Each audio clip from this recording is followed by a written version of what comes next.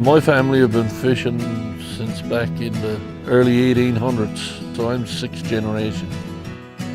You're out in the fresh air every day, it's healthy, it's close to the ocean, and kind of gets in your blood, I think. Our fishermen often travel as far as 400 kilometers or 260 miles offshore to bring back this deep water crab. The quality of crab that we fish is a real top of the line, good size crab. A lot of it is over 4-inch, which is a larger size crab. It's the freshest you're going to get because it's out of the water in a short time and to the plant, iced, and to the processing line. Only a limited number of harvesters are licensed to harvest snow crab. Each one is allotted an individual quota and maximum number of traps during the season.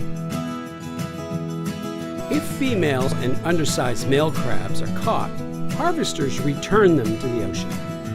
We've done a number of different things. We've established a biodegradable twine in the fishing gear so that if pots are lost, a piece of twine it'll degrade and leave a hole in the pot so that the crab can get out.